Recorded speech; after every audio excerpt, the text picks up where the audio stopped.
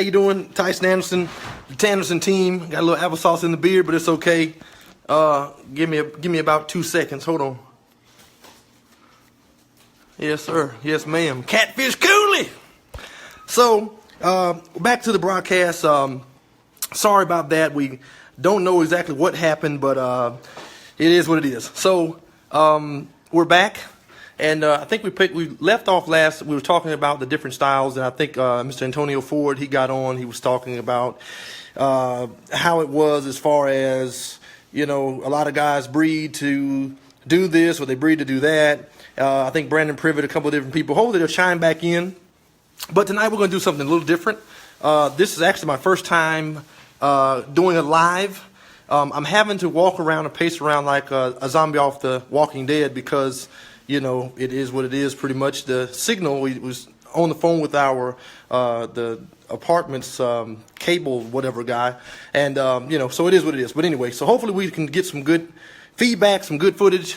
We're going to be bringing in special guest, Chris Douglas from Carolina All Out, from my, not hometown, but home state of North Carolina. And, you know, he should be coming on. We're going to have him come on in around 10:30. Okay, so the time right now is 10:16. So in 14 minutes, we're going to have him come on. We're excited to have him come on. He's a great friend of ours, great brother of ours. He's a strong believer. He has a powerful movement that's going on right now. We basically want to talk for a couple of minutes, let some people tag in. Hey, it was Clay. What's going on, buddy? Chad, Mr. Reedy, Mr. Joseph, Mr. Babbitt. How you guys doing, man? So going back to what we were saying, we're going to talk a little bit. You guys chime in, throw something out there. We'll not so much as answer, but just talk about it. There's no right, wrong answers. I'm just conducting the feed. I'm not, you know, the whatever, you know. So it's just my feed, but you guys chime in, tell me what you think, so forth and so forth. And we're going to bring Chris in here shortly. He'll be chiming in from Carolina All Out's page. It's just funny, you know, we're talking about the dogs and different things, and he comes from a similar background. And, you know, with hunting dogs and being around Beagles and being outside and nothing is more warming than to be able to go out there with a pack of hounds when you had a long day, sort of relieve yourself and, you know, just get out there in the woods. It's just the call of the wild. I think I was talking about different people breeding for certain purposes or whatnot. You know, some people say you can breed for major success, you can breed for this, you can breed for that. Young man Donathan Wise said something that is absolutely remotely the truth. At the end of the day, it breaks down to this. We all should be breeding for the betterment of the breed. Whatever breed that is, whether it's bird dogs, hog dogs, whatever it is. What dogs do I have at this time? Currently right now, I've got an old finished male or completed male. I don't want to say finished because it doesn't matter, but I've got an old finished male by the name of Field Champion Gerstenberger's Cole. He's a heavy snops Birch Lake T male.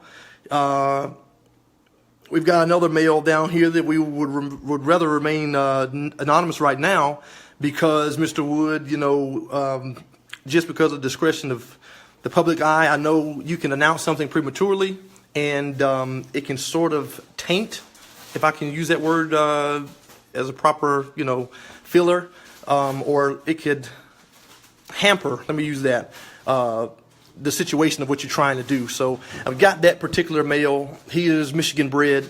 He's an older male. We've got him, I think this is his second time getting ready to be collected. The other male's already been collected. I've got some old Sakatumi stuff. That's pretty much it. I don't have a whole lot. It's been a while since I've been in dogs. So I'm just trying to get back to where, you know, I originally was with my stuff, you know, just running the dogs, keeping that stuff going. That's pretty much it. So I've got roundabout, give or take, about 4 or 5 females. I own out the one male, and then the second male that I was referring to, he's just, you know, he's in the atmosphere. Let's say it like that. So other than that, you know, we've just got a bunch of males on ice outside of the, you know, Shaker Striker male or whatever. Do you have any run? Yeah. Oh yeah. The dogs we have that we've got back are older females and they're out of shape and so forth and so forth. Like I said, I've only got back in just a few months. A great friend of mine that a lot of you guys need to go and check out. His name is Kevin Foster. I believe in promoting good guys. A lot of guys don't know who he is because he's not a big name. He's not always on the stands. But Foster's Beagles is something to be made aware of. You know, no, you're fine. And so, hey, Dave, what's going on, buddy? Dave watching from Canada. Okay. So, but yeah, he's running some of the dogs that we had together, or the same family of stuff that we had. So he's probably the better representation of what we have right now. We're just waiting, preparing, because as you can see, I'm in an apartment right now. We're actually moving, waiting to transition from the apartment back to the country, where before we had a lot of land, you know, copious amount of land, and we were able to really run the dogs and hammer them and put the time on them. So to answer the question in a nutshell, no, I do not have any that I can run with the proper justice that I need to. But we do hand walk, we do leash walk, because they're older, very primary type of females that you just cannot get. We've got one female that's en route of coming back. I think her COI, her coefficient of inbreeding, is actually somewhere around 49.7% Sakatumi. So essentially, that's like having a daughter of Sakatumi in the 21st century, 2017, and he was last bred, I think, in '93. So that's what we have. We're just trying to hold on to that. Those good ones like that, they're hard to come by. I don't believe in laying dogs up to just say, hey, this is a stud dog, this is a big money brood jit boy. You know, don't run that dog there and hold back, that dog get hit by a car. I don't do that. We believe in just doing what it does because, or doing what the dog is bred to do, which is run a rabbit. So these right here is not suffering because they're in great shape, but it's because of me. They can be in better shape and rock hard. They're trimmed. They look like they're rock hard, but they're actually not underneath the surface because of me and, you know, my geographic, you know, right now. So, but fast forwarding, the question I really want to answer or want to beat you to is we will have dogs next year as far as running, and we will be pounding them very hard. When I'm not running dogs, I've always got somebody that is running dogs because we know people that can and will, and that we do trust to carry out and execute our running. We make sure that they run the ones that are running at least 4 to 5 days a week, and we believe in running at least 5 to 8 hours each outing. So I'll say it like that. But going back to it, when it comes to preference, I think a lot of people get carried away with, you know, what you have, what's right, what's wrong, what makes the difference, what makes the whatever, you know. It's not so much, I don't think people should pinpoint or just get so heavy and so out of whack about wondering, hey man, you know, this is that, and you know, I've got this kind of dog, and it's just, it breaks down to just like what everybody else has been saying. If you're not breeding to better what dogs you have left, or what dogs we have left, because I'm going to include myself, what dogs we have left today, then you are definitely the problem. You are definitely the problem. If you're not doing that, you're not offering some kind of extension or affordance of betterment or solution. So you're definitely offering a piece of the problem. And I just say it like that. Breed what you want, run what you want, keep what you want, call what you want. You know what you want. Do it according to how you see fit. Don't worry about anybody else's dogs. Don't worry about what everybody else is running. Do what you're doing, run what you run, because at the end of the day, that's just what it's going to be. I mean, you know, you have to feed them. You have to pay the high feed bills. You have to pay the high vet bills. It's just what it is. So to go back to what we was chiming in, I hope some of these other guys get a chance to chime in, because I really want to go back to what they were saying. They were saying something along the lines of, you know, about breeding. You know, I can't recall exactly what it was, because we took it down. It was pretty choppy, and we like to try to remain as professional as possible. But I think a lot of the times what people become misconstrued with is that we all are just running dogs. I mean, some people it's just a passion to just run dogs. You don't actually have to breed dogs.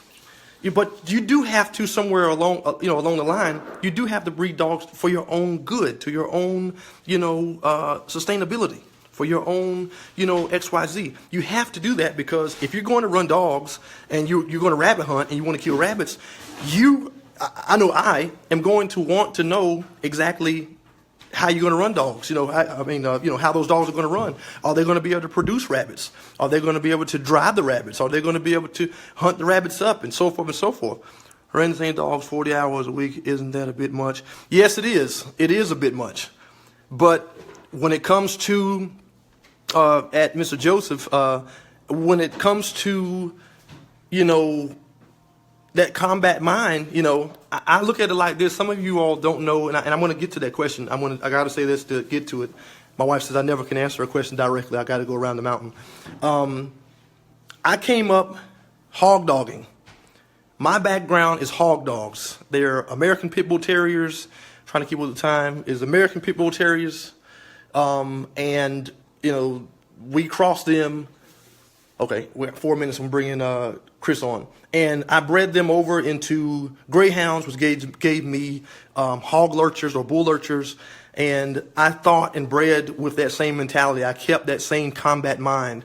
So with me, I'm a little extra with my dogs. If my dogs can't do certain things that I want them, like if by a year old, if my dogs can't foot and get down, not so much as foot, just blister, but if they can't do what I want them to do on some kind of level of exceptionalism, it doesn't have to be so exceptional that I can go and sell them for $20,000. It doesn't have to be like that.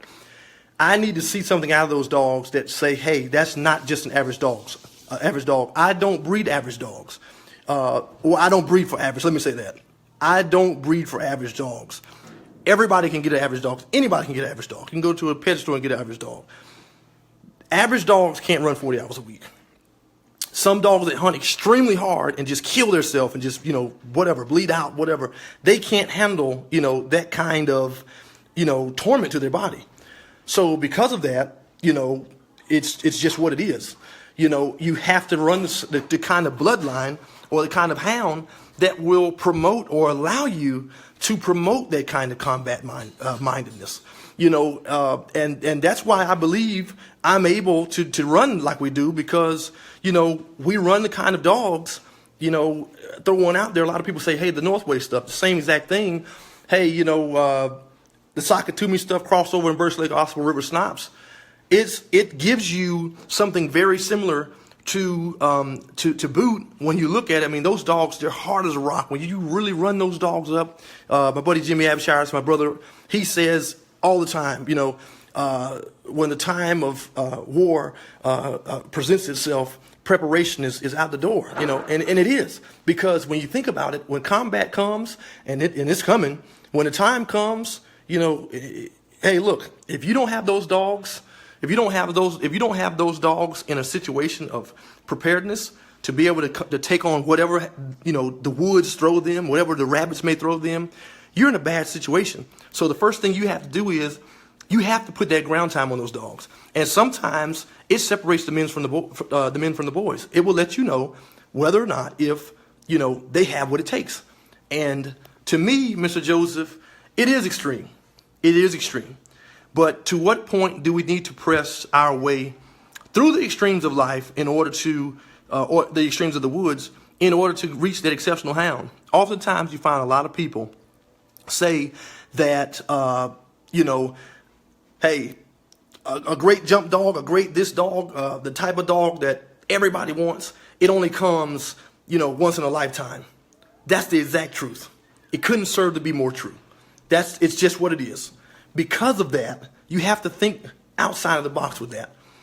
To get that extreme dog, to know that you have that extreme dog, and to maintain the momentum of that extreme dog, you have to put that dog and keep that dog under constant extreme pressures. And that's just what it is. If we go to fight a war, if we go to fight, some kind of whatever inaugural enslavement against whatever prejudices, extreme prejudices, we have to prepare those soldiers to march into battle, to shift that balance of power back over into its original context, or whatever, or to change it into a new context, and the only way that you're going to make some kind of contractual agreement is if you go to battle after you've prepared and you get to the battlefield and you overthrow that enemy or overthrow that whatever. Okay? That's how it is when you're running dogs. It's the same exact thing. Hey, Mr. Monroe, how are you doing, sir? That's exactly what it is. And if you're not willing to do that, let me know when I get to 10:30, babe. I'm sorry. Okay, so that's what we've got to do. So let me see. Chris, are you on here? If you are, let me know that you're on, and I'll go ahead and bring you on. They have to always be ready for it. That's right. They always have to be ready. If they're not, then hey, it's a cold, hard world out there. So let me I'm trying to find Chris. I just tried to invite him. He's trying to go on live with. Was trying to go on seconds. See if we can bring him on. We're trying to bring him on right now. Chris, hey. What's going on, Mr. Douglas? How's it going, Tyson? Hope you're doing well. Good. Can you hear me pretty good? Yeah, doing well. How are you, sir? Doing fine. I think when I jumped in on there, it might have slowed the bandwidth down a little bit, but we'll try to make it through. Yeah, you're looking good with your Carolina All Out hat on. I'm jealous. Don't look. Don't nail me to the cross. I tried to paint a leaf on there before I called you. Well, I was looking at that when I first saw you, and I was like, man, you know what? I owe that guy a hat. Oh my God, you're crazy. I owe him a hat.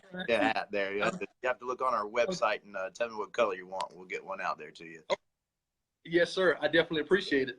Look, my wife says two of them. Okay, 2 of them. Yeah, you got to tell me what color she wants to. We got it covered. Ooh, I apologize. Yes, sir. And I've been editing today, working on some voiceover work. So kind of been a long day, but I'm glad to be talking with you. And I've been listening to what all you've been saying there. And for my part of in love of hounds and a rabbit hunter at heart, you guys are taking the breed on far and beyond, when you've got the kind of attitude that you guys have toward making a better dog, taking what's out there and turning it into something that's going to suit you. You guys are taking it on to another level beyond what I did. But go ahead. You got some questions for me. I'm glad to answer anything I can for you. Just glad to talk about dogs too. Oh, man, I'm telling you, it's nothing like it. First, Chris, if you will, tell the viewers, I think I know the numbers going up as we're talking, but if you will tell them who you are and what you do and so forth and so forth. Tell them about Carolina All Out. I'm sorry, I don't want to go give it away. No, that's fine. No, that's good. Chris Douglas here, and I've been a television producer for about 20 years. Born and raised in Sanford, North Carolina. Never left the place. All the world travels that I've done. I have stayed right here. I'm living 2 miles from where I was born. So this world is a great world, isn't it? That we can do all the things that we can do and travel all the places and see all the things we can see, and we can do it right from our where we were born at. So proud to be from North Carolina. And so through 20 years of producing outdoor television, I've come full circle, and I said, you know what? I want to bring it home to North Carolina. And so I'm taking the skill set that I've learned from the national side of things and bringing it back to North Carolina. And I'm just doing the show, Carolina All Out. And it's all about what you can do legally in the outdoors in North Carolina. It's really about our natural resources. And if you really think about it, being you're from North Carolina, we have a lot of stuff to do here. And so I'm discovering all sorts of stuff here. I lived here all my life, but there's a lot of things that I've never experienced here in the state, and I'm enjoying it. And one of the things recently, well, for the past about 4 or 5 years now, we've been using hounds with bears, and we have the biggest bears in the world, biggest black bears in the world. Honestly, we do. And it's just been an enjoyment to see a hound. We're talking about red bones. We're talking about plots. We're talking about blue ticks. We're talking about English. We're talking about them all the bigger hounds, the walkers. All these dogs can be represented in a pack of bear hounds. And so to see them all at work, joining together, coming together, it's really a magnificent sight to see them up against a 500-600 pound animal. It's really, really something to see. Wow, wow. And then you mentioned something that was very powerful.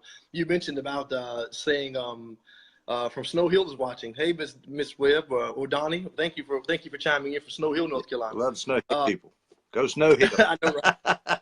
Greene County people, I love them. They've been so good to me. I have to give a shout out to all of my Snow Hill and Greene County people. Wow, that's awesome. You know, and it's funny. Somebody's asking. Steve Carey Sr. said, "What channel is your show on for Dish Network?" Okay, Dish Network. Depending on where you're at right now, I'll give you guys the rundown. Right now, we're at the end of our season, so we are going off the air on our CW and Fox 22 channels. Oh, excuse me, not Fox, CW 22 and Fox Eastern Carolina. I apologize. So I tell you what, if you'll go, whoever's asking, if you guys will go on our Carolina All Out page and PM me, I'll get some information out to where the shows are actually airing now, because we're airing in the East on some smaller, lower power channels, and we won't start back up until the 29th is when we're supposed to re-air again with our new series, starting June 29th, 2018. So we've got this gap right now through the winter and spring that we're not going to be on the bigger channels, but you can catch us on YouTube. All of our stuff from this year is on YouTube, so I would encourage you guys to go there and just type in Carolina All Out. We should pop up pretty quick, and you can see all of our channels on there. Okay, yes, all sir. All of our videos, I apologize, all of our videos. And what I'll do is I'll go ahead and take I said litter. That tells you I'm talking about dogs. Thinking about dogs. I said I'll go ahead and take the initiative of posting his link on the bottom at the end of this broadcast, you guys. Yep. I'll make sure I chime that in. But you said something about doing that on an international level. If you'll just, I'd say, elaborate on some of the channels or some of the stations and some of the endeavors you've got a chance to expound upon, because some people say, well, you know, man, it sounds like it's pretty awesome. He says it on the international level. You tell them some of the channels and some of the extensiveness. I know you're not a bragger, and guys, I think I'm really pulling him out of his element, because he's not a boaster. He is very, very humble. He's a very modest man. You know, he's just all smiles. This is what he is. I mean, it's just what you see. But I'm pulling him out of that a little bit, because I want to brag on this guy. Listen here, people. When you come into a place of, you know, endeavor, or you come into a place of trying to, you know, really show or expose or illuminate lighting in a particular area or a particular field, it takes work. It takes dedication. It takes blood, sweat, and tears. It takes time away from the family. It takes sacrifice. I mean, it takes a lot of energy. And because of that, you know, my grandfather always told me, to pay homage where, you know, honor is due. And I think it's due. So that's why I'm pulling him out of his element a little bit to say, sort of elaborate on where you've actually been before you created your own show. I'm sorry. No, that's fine. Well, a lot of people, let me start out with this. A lot of people say, well, how'd you get started in this thing? And so I can honestly say I'm living a dream. When I was about 18 years old, my parents went off to the mission field, took me with them. Well, I was actually about 16, 17, about 18 after I'd been overseas, came back, watched a video. Some of these guys watching this might remember a video that was produced by the Wenzel brothers and the Blas brothers called Bow Hunting October Whitetails. I watched for the first time video of an arrow slowed down in slow motion going toward a deer, and it just tripped my trigger, and I said, hey, I want to do that. And so I love to hunt, love to fish, been involved. It's a huge family tradition for me. Got grandfather, uncles, father, cousins, several different generations, all love it. And so I just kind of took it and made a living out of it. But anyway, from that point of seeing that video, I started pursuing that career. Went to Central Carolina Community College. Anybody can say CCCC. I'm an alumni of that, and they had a great radio and television program. They still have it there. And I went there with a real focus in my mind that I wanted to do outdoor programming. And so that kind of channeled me into that. I went to an internship in Knoxville. And from there, still having the idea that I wanted to be outdoors, I got the opportunity with a production company that hired me. And we started traveling from there in the outdoors, doing hunting and fishing programming. We went to Fox Sports South. That was the first network that we were on, and later on the Outdoor Channel. And so from there, met a few other people, started another show myself that I was producing for a group called Whitetail Adventures. We actually had to host Brenda Valentine. She was a redhead pro staffer. A lot of people might remember her. She's not real active now, but at the time she was. And so from there, I met this person, that person, this producer, that producer. I went to work for Tom Miranda. And Tom Miranda's been in the business a long time. And Tom, put me out on the road working with anyone that was in the Realtree camp at the time. And so I got a chance to work with a lot of the Realtree people that you'd all be familiar with. Again, I'm really not big on dropping names, but, I've worked with Jim Shockey. I've worked with, Greg Miller, Greg Ritz, on and on, the people that I have in my phone that I call or that have been good friends of mine over the years who have enjoyed working with. It's been great. So from there, when you get in this industry and you're taking your, when you get in this industry and you're trying to do your best job and you're not crossing too many people, you get work, and people, word of mouth is still a great thing.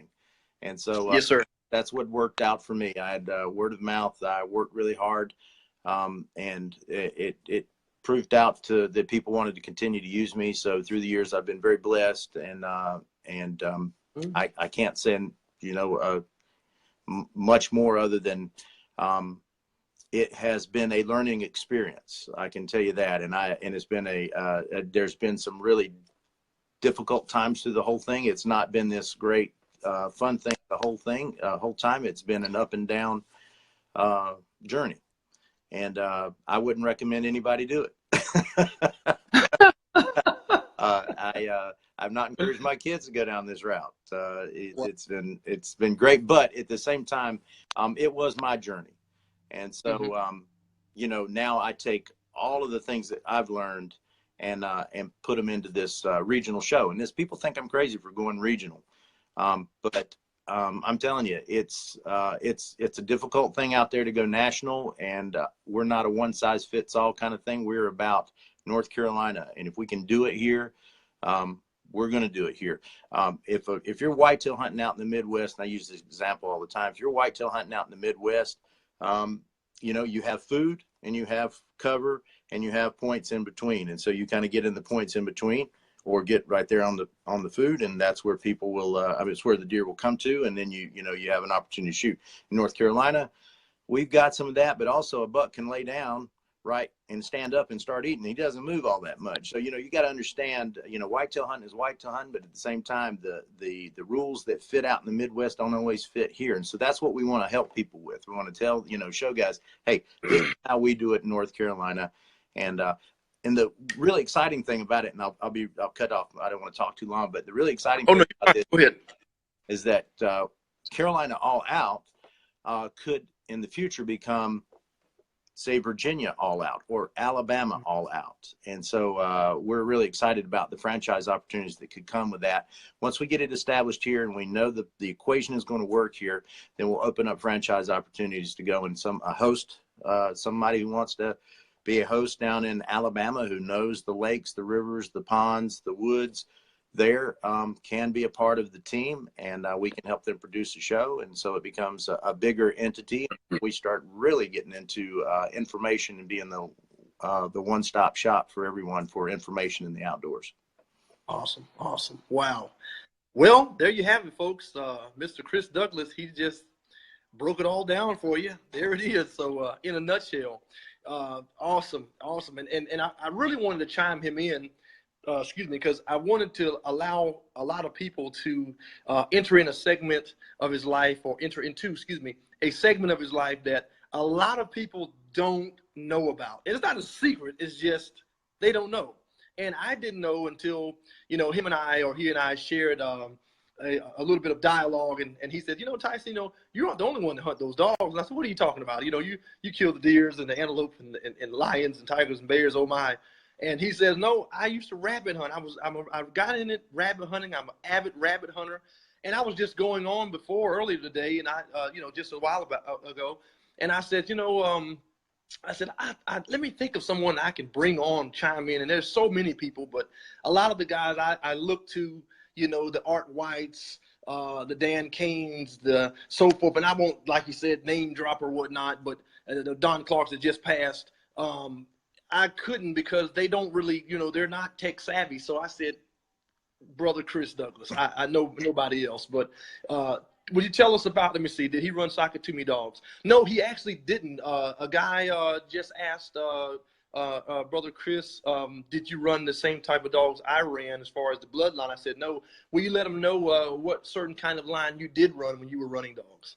Well, I'll tell you what, and I'm probably going to say some things that that might up here, but I did have some. I had some hound that had some gay in them, some pine tops. Now, some of this stuff might be completely out of the range of what you guys are doing, and I'm not really, again, what you were saying about the dog that suits you, the dog that will do what you want. Absolutely. To do, that's where we got into it. And so we ran grade dogs, a lot. I had some registered dogs.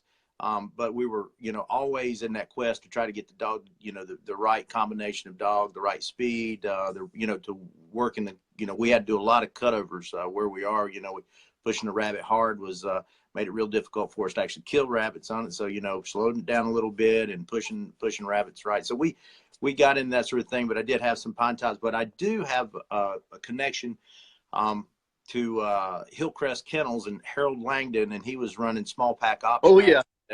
I actually shot some of the very first photos for him once he had Rob's Diamond 2 and what's the line controller? Oh, what was it? Field line controller. I can't remember all those names of dogs. I did shoot Hillcrest Bear, a video of Hillcrest Bear back in the day, and I know he's had quite a few others to come on to be Shorts Pro and all those dogs. Yeah. Yeah. So he's had quite a few others in that time, but I don't know if anybody knows a little something I'm telling on Harold, and he'd probably be all right with it. Harold, Harold likes to shag. He likes to do the shag and dance down down at the beach, and he wrote some shag music.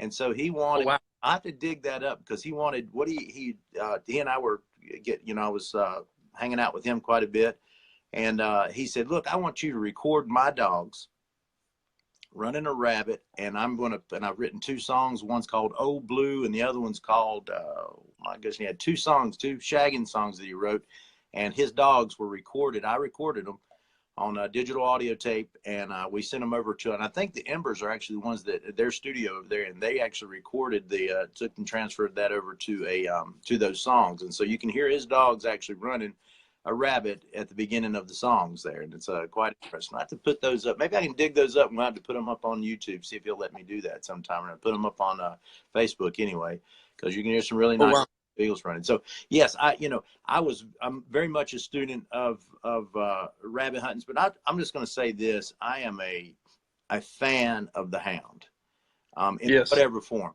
They are a specialized dog. They have so much history. When you look at a dog, a hound sitting in front of you, that dog has so much history in its genetics.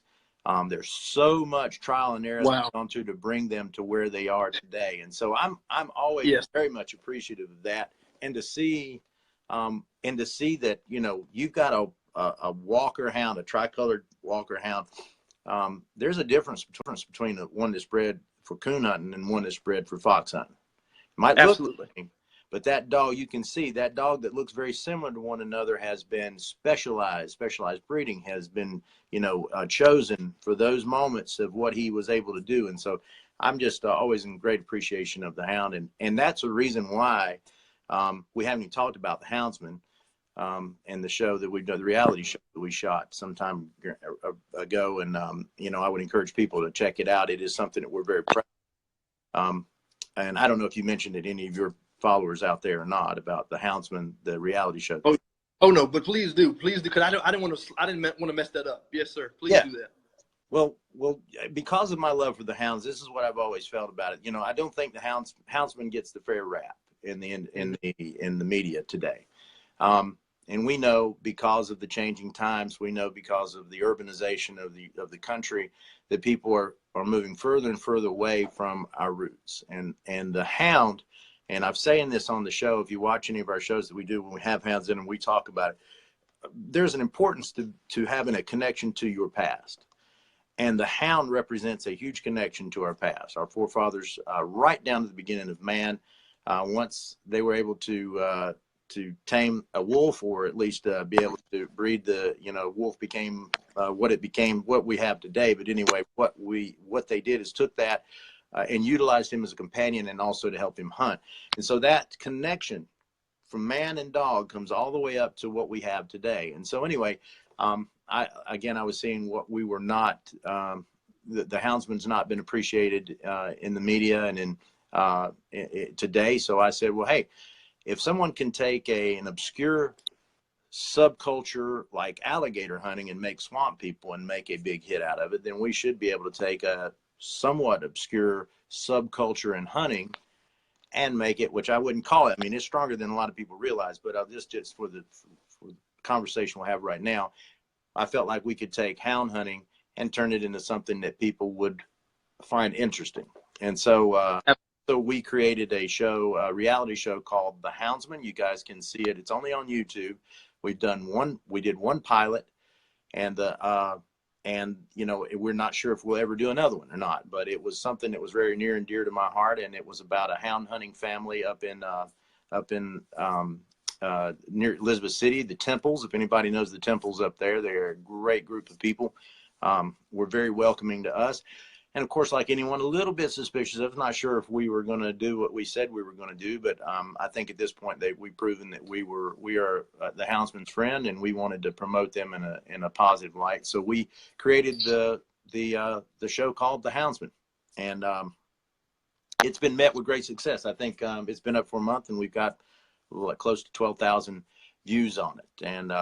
And so it's something that I think I would love to do more with. I think there's so much more to the hound and to the story of what you guys like yourself are so passionate about, and the fact that you are paying a price every day by feeding, by breeding, by culling, all of those necessary things to make the dogs what they are today. So yeah, we're very proud of that project, and we would sure like to promote it and push it more. I'd love for all your viewers to check it out sometime when they have a chance. Just go on YouTube, go to our Carolina All Out page, and look down our little list there, and you'll see one that says The Houndsman. You'll see two nice hounds in the shot with the gentleman standing behind them, and click on that and get some popcorn. It's about 30 minutes long, a little less, and let us know what you think. I'd love to have some input on it. I mean, it is a reality show, and we know what reality is. It's not really reality. Okay, let's give it a try. But I felt like what we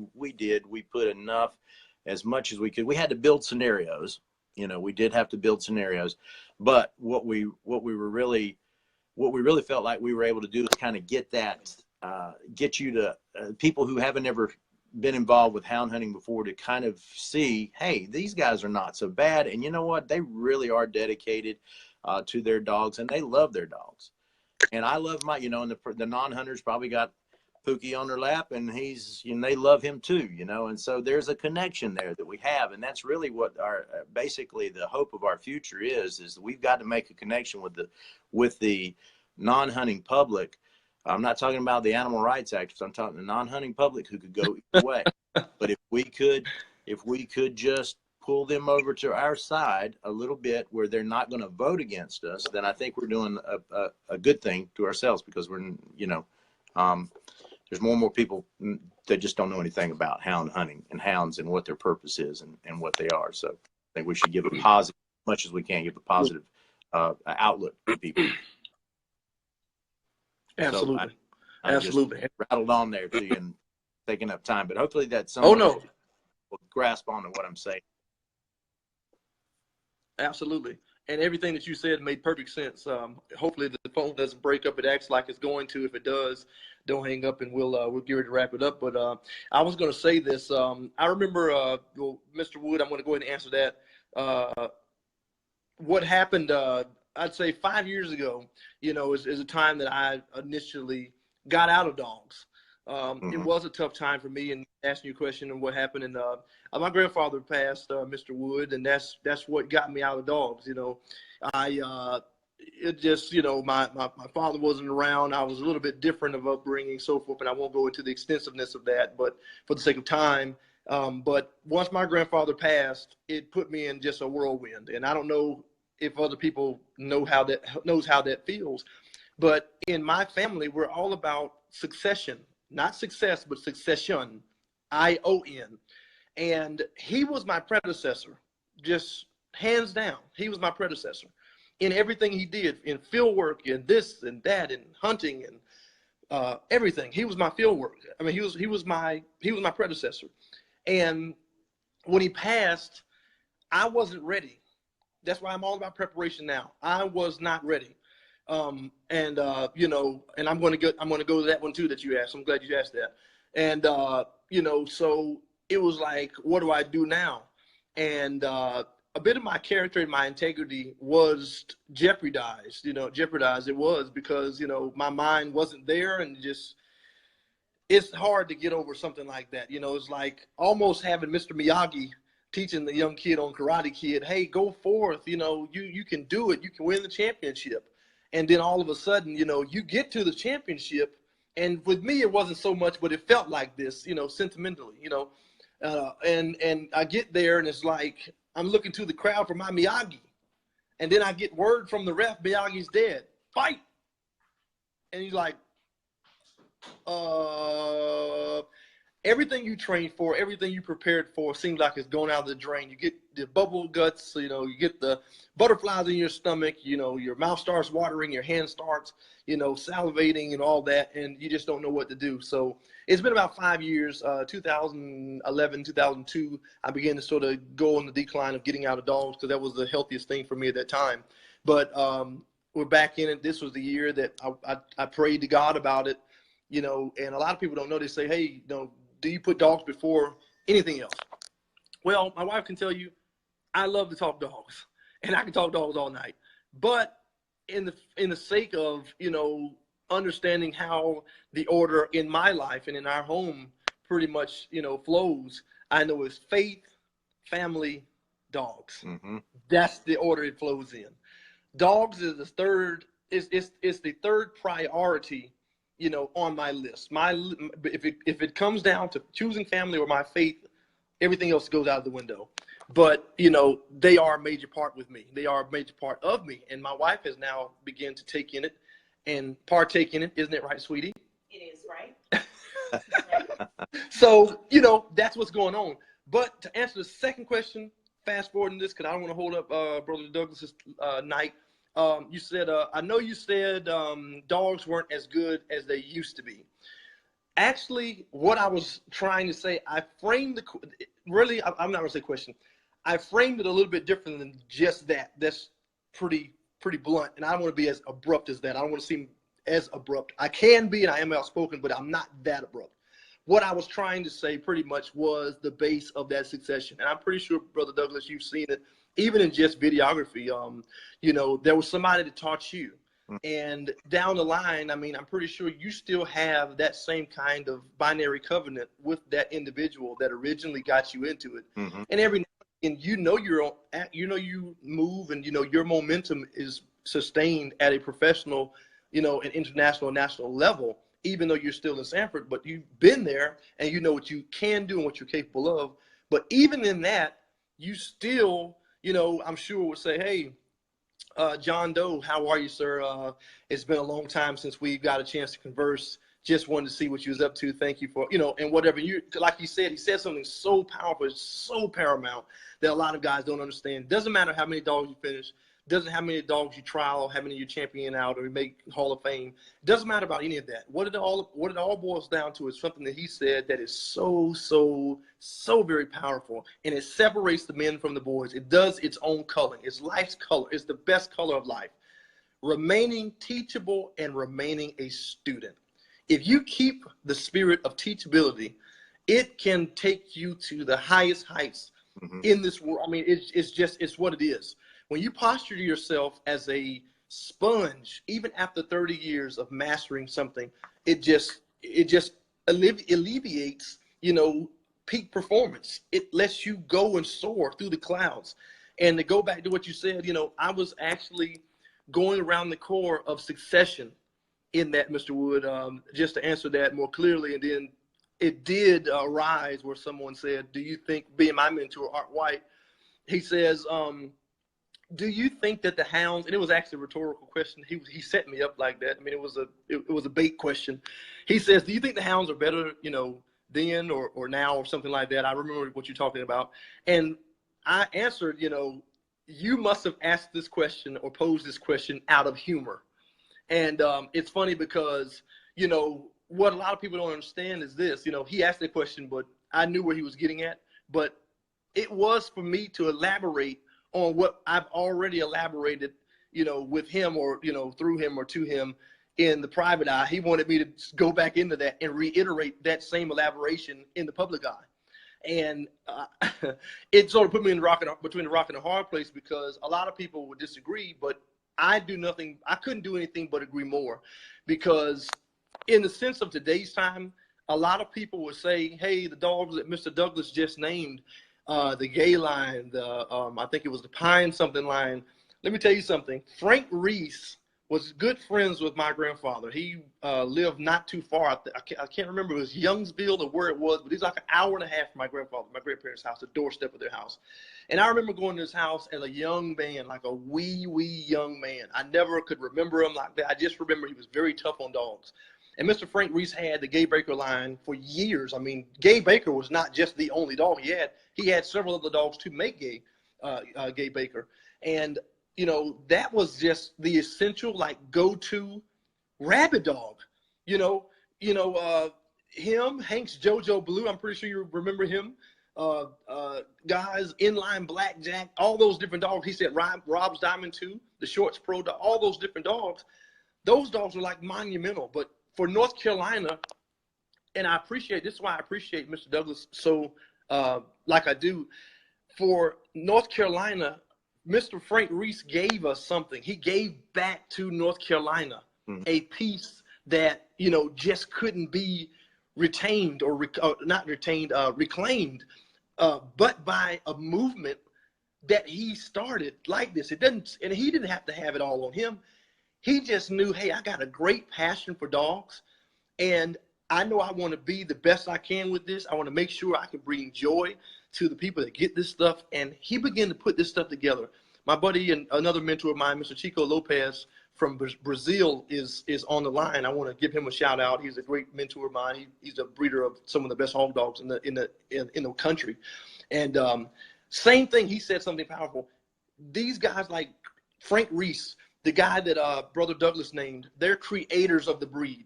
And when you can go in there and create something that 30, 40, 50 years later, these people can continue. Mr. Larry Perry that just joined, he's another that did it, at a national, international level. These guys kept it going. And when I think of those dogs, I can remember sitting on the back of tailgates as just a pup eating, and you guys may not know this, but I'm pretty sure Brother Douglas does, the can of rose potted meat. It comes like a black and yellow. Oh, yeah. It comes in a black and yellow can with a little rose on it. And I remember eating a can of potted meat with the best little square peanut butter, crackers. I don't know why peanut butter crackers and rose potted meat come together, but they come together like, it does. I don't know, vanilla and chickens, and it's so true. Rose is North Carolina product, the way back Sanford, if I'm not mistaken. Yes. You know what? I thought that was, but I didn't want to misquote that. But yeah, it comes together.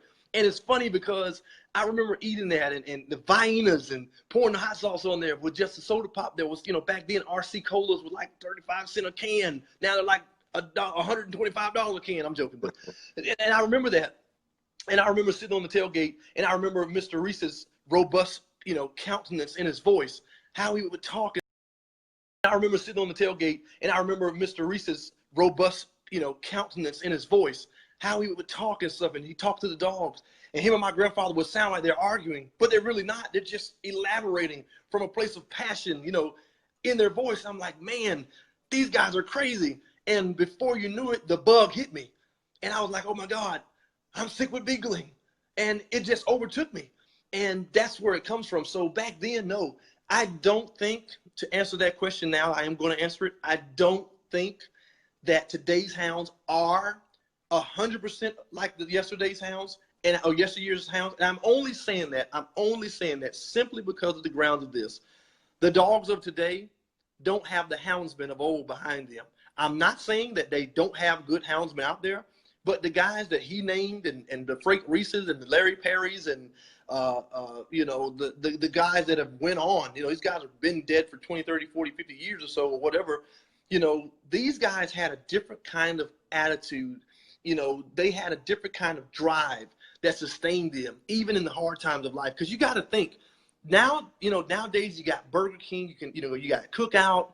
You guys may not have Cookout. We have Cookout here in the South, so haha. North Carolina restaurant again. Right. Yeah, that's so we got that. If you haven't had it, you got to have it. But anyway, back then they had to have the kind of dogs that they could hunt that will put meat on the table. Who's solely surviving off of rabbits today? Not many people. It probably happens, but not a lot. Okay. And, so you think of that, you had to have the kind of hound that consistently put the rabbit back in front of you that you can kill, or assure you the affordance to take a shot where you can kill and feed your family. That was powerful within itself. Now you go and think, okay, now today, we have the different systems in place that if a person doesn't want to work and they're lackadaisical, they want to sit back and they want to just sit on the rump of do nothing. What my older people out there I stem from say, you can pull from different resources that are setting in place and so forth and so forth. I don't agree with it, but I'm just saying, back then there were no things in place. So I'm just saying, if you didn't work back then, you literally did not eat, and that's scripture.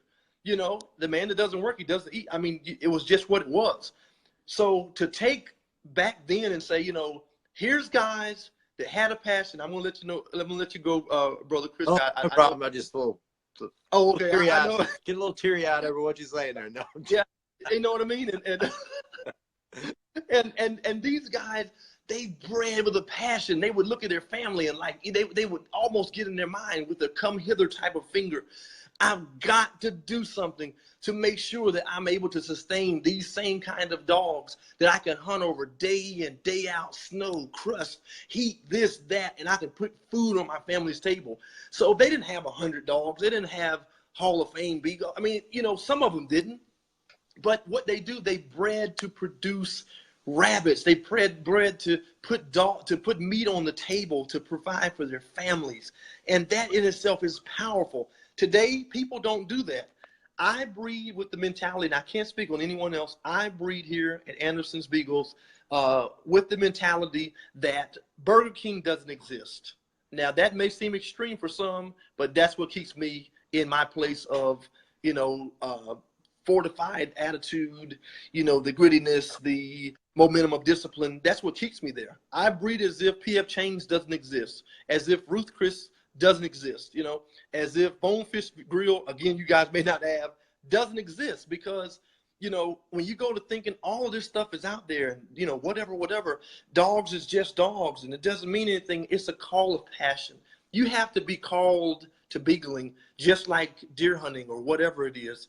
We live, breathe hunting dogs, walkers, and beagles are boys. Okay. Yeah, and that's it, Miss Matthews. That's exactly it. She says, one of the viewers, Brother Chris, she says, we live and breed hunting dogs, walkers, and beagles. The boys were in Bladen today. It's a lifestyle for sure, and my dogs have been for sure. My boys, have been for sure bitten by the bug. That's it. Oh yeah. Jay. And don't whatever you do, don't try to treat that bug. Although they deer hunt mostly, our son Peter Matthews has a beagle named Little Bill that will spit out a rabbit anywhere. He calls it Beagle Power. Yeah, I love old Peter and I we have some background. We were in the Scouts together. I took him and some other boys down in the Grand Canyon one time. So we had a few conversations about dogs while we were down there and on our way back out. So thanks for joining in, Jenny. Tell Mark wow, yeah, we said hello. Yes, ma'am. Thank you. I don't know you, but thank you, Miss Jenny. She says Chris knows our boys. That is one expensive bug. Oh, yeah, it is. Yeah, It can they be. got the bug. Those boys are all out there. Now they're the generation, you know. They're raising a Yes, sir. future houndsman. That's what our future is. That's what we got. Yes, sir. Got to have guys Yes, bit by that bug, who are yes, sir. starting to understand at an early age if they're going to have a type of hound that they're looking for. They're going to have to start now. Working on that. So, yeah, it's good. And I'm going to ask this one last question. I'm going to wrap it up with you. You just started touching on it, and I just felt led to go ahead and let you flow in it because I know that's sort of bubbling up. I can see it and feel it coming through the phone, that power transmitting and being transferred. So, if you will, I want to ask this. I'm not going to say answer, but answer this question for me, if you will. What does it mean, or what is the importance to you of, like you just stated, what does it mean to get that young individual who knows something about dogs or doesn't know or whatever, get that person inspired, get them infected by that bug, keep it going. I mean, just elaborate a little bit on that. And then as soon as you're done, we'll go ahead and wrap it up, and I'll let you give the shout out to your sponsors and so forth, because I can feel that coming through you. I can hear it in you. Yeah. Well, I can say I remember probably one of the most defining moments of my beagling career, if you will, which was cut short because of this video thing that I've been doing for so long. But it was when those puppies got old enough and we put them in. We had a little pen that we built, and a little nice little thick place for them, about an acre big. And when I took an old Jip, put her in there with them, and she started moving along, and then the little ones are all right up under her. And she opened up on them, and they didn't know what was going on, but all of a sudden a rabbit jumped up in front of them, and they all tore into it. All small dogs. It was like I could do this forever. I could do it forever, and I don't know where you could really and that was just a short period of time. You have those dogs from the time, you decided on this male to this female, those qualities he has, those qualities she has, you come together. Now you got these pretty little pups that are just so fun to look at and watch them grow, and going through the whole worming process and everything else that you have to go through to get them to the point where they finally take up a track on their own. And that was just something that defined me. And I've seen it time and time again where other people get a chance to see it for the first time. A dog taking a track and carrying it on, and whether it brings a rabbit back to him or not, they just heard him open up on it, and he's doing what he's supposed to do. He's doing what he was bred to do. He's doing what his purpose was for that moment. And I think maybe that's a great place to get kids started at, to let them see that everybody loves a dog, right? I mean, you go look at a dog video on YouTube, and how many million views does it have? And that's easy. Absolutely. That's easy. And the next thing is to bringing those kids into the fold by, I would say this: don't be hard on the kids. And I've made this mistake myself.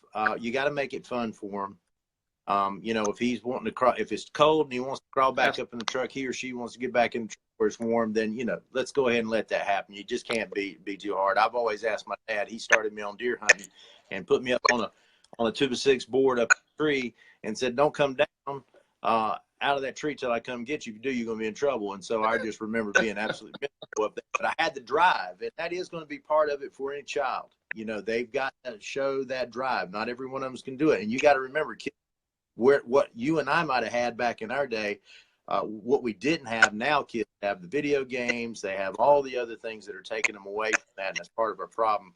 So, you're going to have to fight against that. But if you ever get one that takes on like Jenny's boys, they really do. They really they like the gaming and everything else, but I know they really like the hunting. It is a rite of passage for them. They've seen men before them. They want to emulate that, and you have to be the kind of man that a child wants to emulate. You have to be a leader. You have to be someone that they look up to, and being kind to a child is always a good thing. So, start on the social level first and bring a kid in, and, you'll find out soon enough if he's got the drive for it or not. My son didn't take on the drive for dogs or big game trophies like I've pursued in my life. He took on the waterfowl thing. So Oh, wow. learned quite a bit about hunting ducks here recently. In fact, we're getting ready to start duck hunting pretty heavy right now for the show. So, that's going to be, it's a fun thing for me now, something I get to experience with my son. But again, you got to figure out where their drive is. And if they pick up on the hounds, then I would nurture it all that I possibly could, because we need them. We need them bad if we're going to keep this thing going. And, and I don't know what society will throw at us over the next 10, 20 years. We'll see. But, and a lot of our guys that you are your mentors are getting on up in age, Yeah. and we need guys like yourself, guys who are passionate, articulate, can convince non-hunters that it's good and that it's a noble sport. And we need those kids coming up behind you and me. So. Yes, sir. Yes, sir. Well, I tell you what, guys, I'm telling you, I can just talk dogs all night long. But for the sake of time, I know tomorrow's fifth Sunday. We have a joke here also in the South again that they say Monday through Friday is a labor's wage, and then Saturday is the day that the Saints get ready for Sunday. So that's what we plan to do here soon. We're gonna let you guys go. I think the time is around 11:13. I just want to extend a just gentleman's thank you to you, a heartfelt gentleman's thank you to you, Mr. Douglas, that you would even take. I know it was last minute. I was just thinking to myself, I was like, oh my goodness, my connection's messing up. Who could I call? Because, Chris, and I started tagging him, clicking. He's like, how does that work? And clicking it back and forth, and we're getting it. But we worked it out and it came together. And we're getting some good feedback. A lot of guys are coming on in now. And I know some people will probably go back and play it over. But thank you so much. Thank you, guys. Thank you, followers, friends, whichever. So we thank you all for chiming in. I'm going to let Mr. Douglas go ahead and close it out with a word of a sponsor, or a word to a sponsor, who we, however he wants to do it. So Sure. Close us out, Mr. Douglas, if you will, in your own special way. Yeah, well, I just, again, thank you, Tyson, for the opportunity. I like this. This is good. We should do more of this. I think it's a great way to keep people up to date with what's going on right now. And just to say what's going on right now, we're making plans. We're going to go to Ashe County. Just a little primer here. We're going to go to Ashe County. That's what the plan is, to hunt some Christmas tree farms for rabbits, with beagles, with a good friend of mine, Mike Moretz. And Mike runs a lot of grade dogs, but he has a really good pack of dogs because he's retired and he can put a lot of time into it. But at any rate, we wanted to do that. We're going to take the drone up with us, and we're going to fly over top of these dogs, see if we can kind of get the whole picture for everyone to see. So I'm really excited about this show, again, because it's the hounds. It's a great opportunity for us to show people what it's all about. So we're going to spend some time with individual dogs on the back of the tailgate, asking Mike, what is this dog? Who is this dog? What does this dog bring to the pack? Is this your trailing up dog? Is this a jump dog? What is this thing? And so I want people to understand that. We're going to try to introduce people to terms that we find very normal for us. Absolutely. To introduce them to, what a check is and what, any of these other things is. So that's what we're going to do with this show. But I'm really excited. And the reason why we're going up to Ashe County, it is beautiful up there. But the other side of it is it's open in those Christmas tree farms, so we can actually get a good view of the race.